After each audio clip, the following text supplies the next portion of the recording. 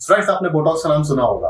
Botox बहुत easy है, बहुत क्विक है और बोटॉक्स बहुत सेफ भी है। बोटॉक्स में मेनली हम जो आपके फेस पे रिंकल्स पड़ते हैं, फोरहेड पे लाइंस पड़ती हैं, आईब्रोज के बीच में लाइंस पड़ती हैं, आपकी जो स्माइल लाइंस पड़ती हैं, इन सबको हम करेक्ट करते हैं। अभी बोटॉक्स की एक न्यू टेक्निक है जिसको हम 16 पॉइंट टेक्निक और एम टेक्निक भी कहते हैं। एक बार जरा फोरहेड को अप करेंगे, yes, so you can see properly there are multiple lines forehead पे पड़ी हुई हैं।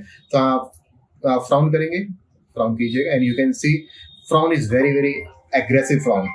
बहुत ज्यादा मसल्स कॉरुगेटर भी और प्रोसीजर बोथ आर जो है काफी स्ट्रांग है।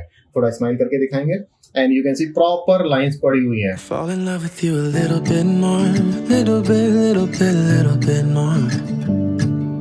Every time I think I've lost my way, I fall in love with you a little bit more, little bit more than before.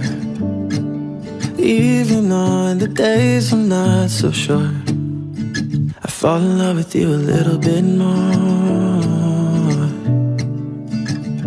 Thought I knew every